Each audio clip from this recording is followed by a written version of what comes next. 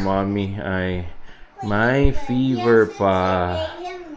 Meron pala kaming mga kaibigan pa rin na nagtatanong, paano pa rin pumunta dito sa Canada? Alam naman natin na medyo mahirap na ano yung mga kailangan at checklist. Siyempre, marami pa rin nagkakaroon ng Canada Dream.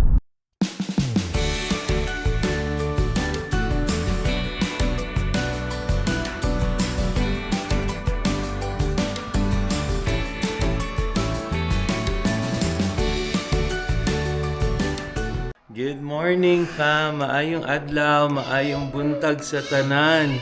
Maayong gabi ipod sa Pilipinas.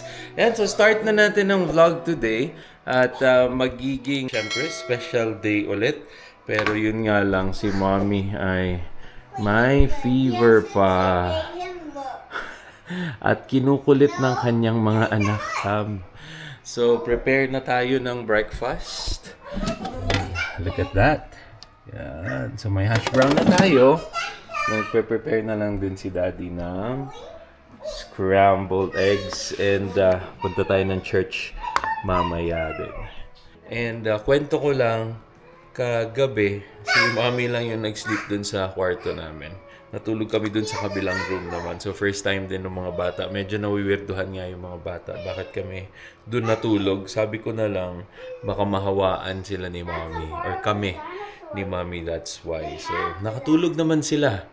And very weird nga kasi sabi ni Mommy hindi daw siya makatulog naman kasi wala siyang katabi. So first time yun na hindi kami magkakasamang matulog. So, ayun lang, pina-experience ko lang din sa mga bata kung paano matulog dun sa kabila.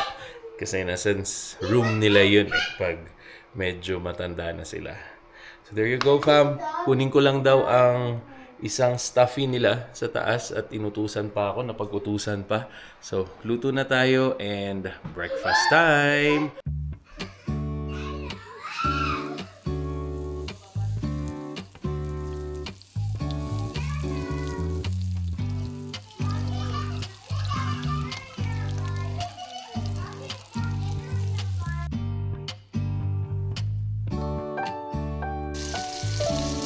Prepare natin yung eggs, fam, for our scrambled eggs.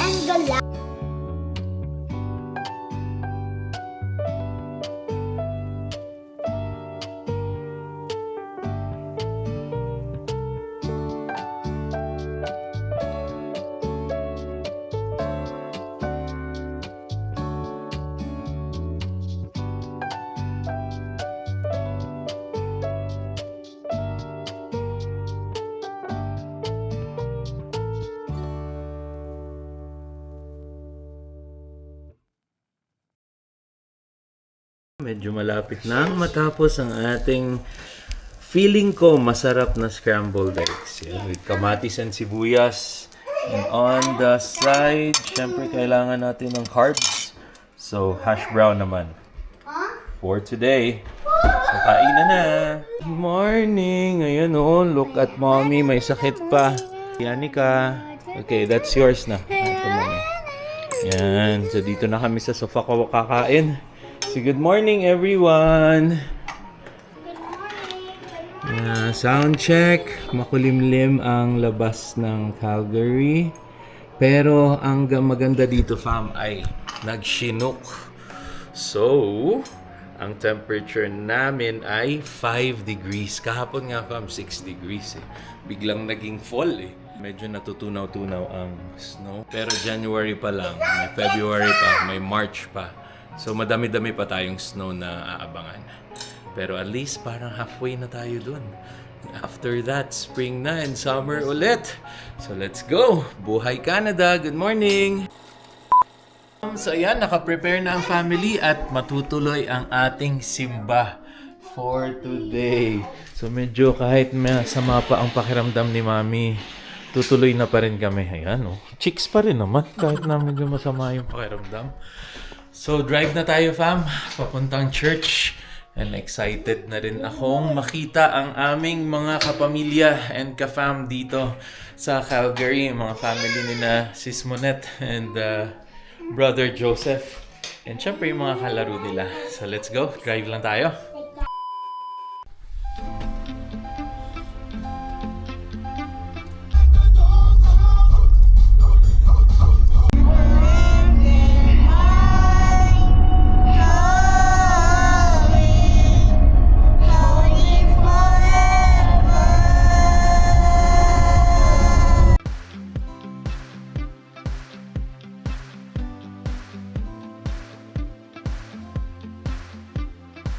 fam!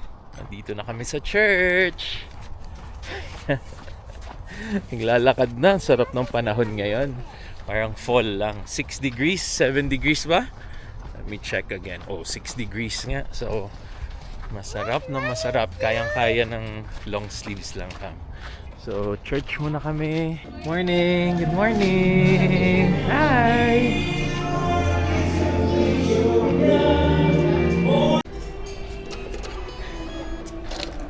Okay, let's go! Excited na yan, oh.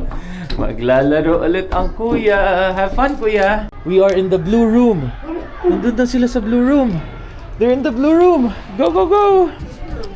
Bye, kuya! See you later!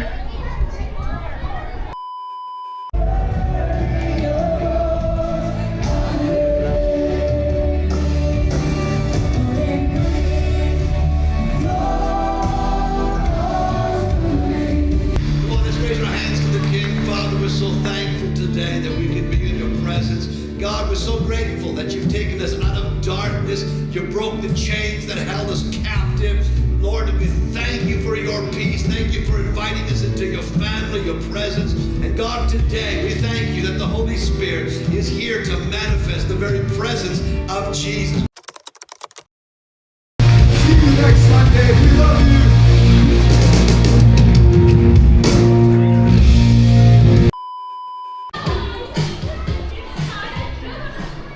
That's my Lian. Let's sundo, kuya. Ayan na ang mga kiddos. Are you guys ready? Let's eat lunch. Who wants to eat sabaw or ramen? We're done with the church. So we'll see you again sa aming Daily Canada vlog. As much as we can, daily. Ayan. Dinipilit ko talaga para subaybay and very detailed ang ating pagbabonding. Ayan fam, so again thanks ulit sa Pinoy Tambayan live from Canada. Ayan, so salamat sa pag-invite sa akin para makasama kayo online live. So thank you Mark, Christopher in Canada, of course Jerson, Canadag Adventures, and David. So salamat ulit and we'll catch you and see you again. So hopefully mga in the coming weeks or in the coming weekends makapag-bonding ulit tayo dyan sa live. So let's go! We decided to go for a quick lunch bago kami umuwi ng bahay. And I'm craving for soup kasi nga kakagaling ko lang. Actually hindi pa magaling but yun yung, alam mo yun, pag may sakit kayo gusto nyo yung soup, hindi kayo Sakit pa yan makakain si na Mami, may maayos. sakit pa. So, just a quick lunch and then uuwi na din para makapahinga ka. Meron pala kaming mga kaibigan pa rin na nagtatanong. Kaibigan or kaibigan ng kaibigan namin na nagtatanong na paano pa rin pumunta dito sa Canada. Alam naman natin na medyo mahirap na pero syempre marami pa rin nagkakaroon ng Canada Dream. Diba? Parang gusto pa rin namin and gusto ni Daddy pa rin i-share kung ano yung mga kailangan at checklist since meron pa din namang talagang Na-approve. Meron pa talaga. yeah, may mga ways pa rin na makakapunta kayo ng Canada kasi most of the people pa rin naman you still have the Canada Dream na gusto natin. Merong mga naaalala pa rin ang Daddy kung paano yung mga checklist. So how kung to napanood nyo move. kami dati fam, parang ako yung nag-focus dun sa immigration namin, kung ano yung mga asikasuhing papel, checklist, and everything else, requirements, and then si Mami naman ang nag-focus sa studies. Yeah. And sa pag-aalaga ng bata and the family. So parang yun yung job segregation namin na nangyari. Ayun. So ayun nga, may mga friends kami na nagtatanong kung ano ang kailangan daw nilang i-prepare. Although some naman are very very obvious kasi yun naman din mga papers and all. So gumawa si Mami ng checklist. Kasi ito yung parang mga normal checklist if you Yeah. want to move to Canada or perhaps sa ibang bansa din. Kasi medyo may similar naman yung mga documentation na Generic siya, kailangan no? natin. Ang first, gather your important documents. Ano ba yung mga important documents natin? Sobrang dami niya. Yeah. But, again, on top of my mind, of course, your passport, updated yan, fam. Dapat nire-renew nyo talaga yung passport nyo. Even before kayo ma-finalize dun sa immigration. Para mahaba yung hindi nyo iisipin pagdating ng Canada, after 1 year or 2 years, magre-renew na naman. Hindi nyo alam kung saan magre-renew, anong process, alam nyo yun. So, sa secure nyo yun. On our side, yung clearances namin, police clearance or ang tinatawag namin na Singapore Police Certificate naman Yeah. sa amin. Kasi tumira kami doon ng more than 6 months. Actually, si Don doon na siya namuhay talaga. 14 years. 14 Bam. years of her life. Police certificates, police clearance, sa amin nga Singapore clearance. Siyempre sa Pilipinas, NBI certificate. Ako kumuha din ako NBI certificate. Birth certificate. Kasi nag-work ako doon sa Pilipinas din. Of course, your birth certificates, lalo na doon sa mga bata, pa-authenticate nyo na rin. Yeah. And Yung academic records. Kasi nga, international student ako. So, we need to have Yung and mga collect diploma. diploma.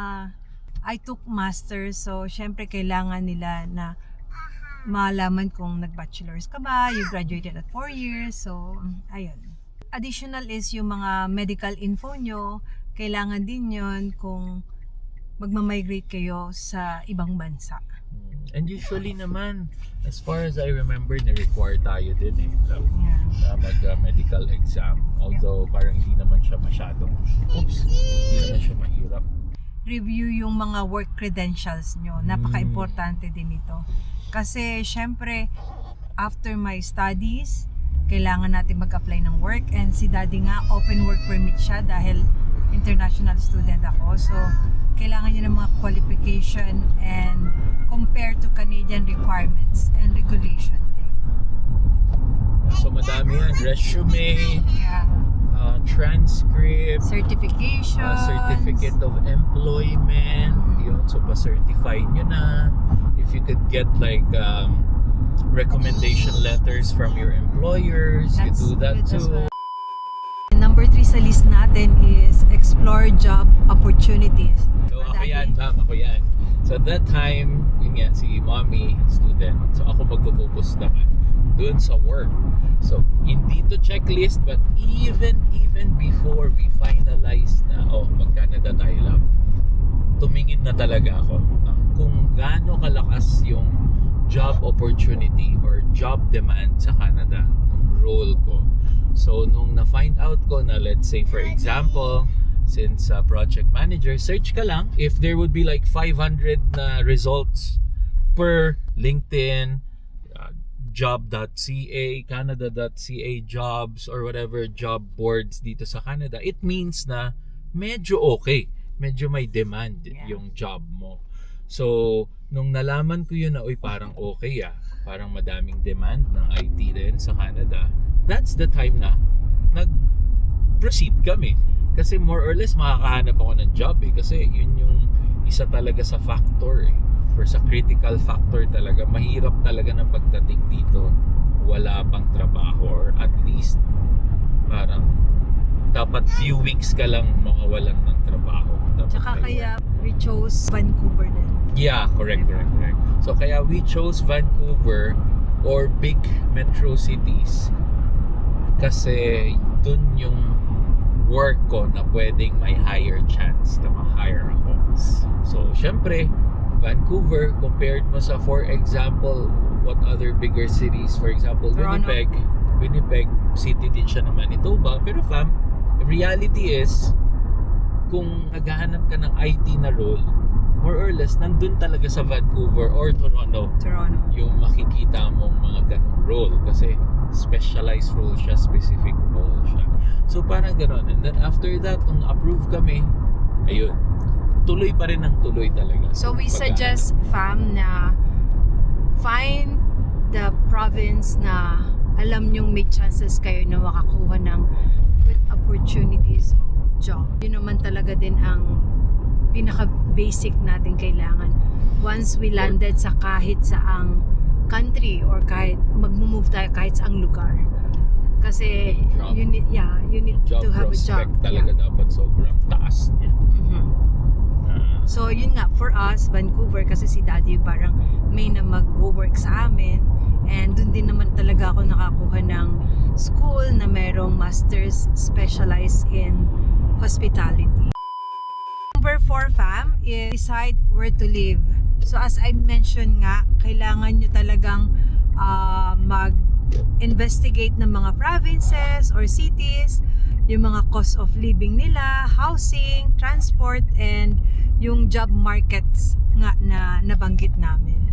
Kasi syempre sa budget din natin, we will move to other countries or sa ibang lugar. May budget kayo, alam nyo kung saan yung prospect nyo na magkaka-work nga, as I've mentioned, tsaka yung cost of living. So fam, actually nung pumunta kami ng Vancouver, we thought na parang kaya ng finances namin kasi we live in Singapore for how many years. But then nga, may differences pa rin kasi mas malaki yung tax dito sa Vancouver that time kaysa sa Singapore. So medyo yung budget namin parang Nasira pa rin nasira, talaga. oo. Although kaya, kasi nga may work ako agad-agad Yeah. pa.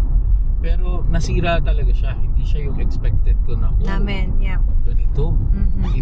Ibang klase yung mahal ng Canada compared sa Singapore. Yeah. Kasi nga ang laki ng tax.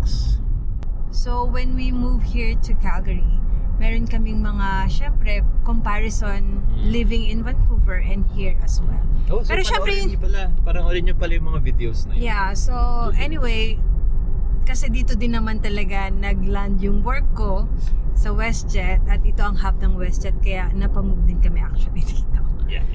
Number 5, syempre, kung mag-move tayo somewhere else, you need to strengthen your language, especially English, and dito sa Canada, French din. Kasi may plus points tayo dyan, fam. Diba, Dad? Yep. Of course. So magmo-move kayo, 'di ba? With the saying, be a Roman where Romans are. There's something like that. Oh, may saying ka bang ganyan, ha? So kung nasaan ka, you adapt to where you're going or where you're going. So since English ang language, Yep. you need to be very, very effective in communicating. So, dahil nga French country din naman ang Canada, may part of it. So, may plus points kayo when you learn and you know how to speak French local here language, dito. yeah. Correct. Number 6, understand the healthcare. So, learn how Canada's public system works and consider temporary private coverage for early weeks or months na magstay kayo dito sa Canada. Yeah. So Or it's kahit the saan same- naman yeah, so talaga. it's the same as what we did. May mga 1 month tayo, do you remember? Yeah. That we had a private insurance na attached dun sa school mo. Yeah. And we paid for that while waiting for the BC Health card. Yeah. So, That's di ba? I right. think 1 or 2 months din yun eh. Na magaganon ka. Parang bridging siya, fam. Kasi critical talaga. Dapat talaga may health insurance ka talaga dito kasi sobrang mahal niya. Yan. So, that's a quick one.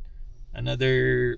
One is learn about weather and seasons ng pupuntahan nyo, especially dito sa Canada. Yeah. Kung hindi kayo sanay sa lamig, fam, pumunta kayong Vancouver. Oo. Or magstay na lang kayo ng Pinas. Yeah. Pero syempre tayo naman mga Pinoy, laban naman yan eh. So Tsaka kaya-kaya nakaka-adapt. yan. Oo, kaya-kaya yan. Akala. So again, ano lang yun, parang quick line lang yun on probably what to prepare, yung mga clothes. Syempre psychologically, pupunta ka sa malamig na lugar. Kasi So, dito sa ipe-prepare Canada, mo 4 yun. seasons talaga, fam. Spring, winter, summer, and fall talaga mararanasan nyo sa isang taon. So, help yourself na mag-plan for climate specific needs talaga. And ayan fam, so pinauna ko na ang mga bata and si mommy para makakain na sila. So continue na lang natin ang vlog for tomorrow's video.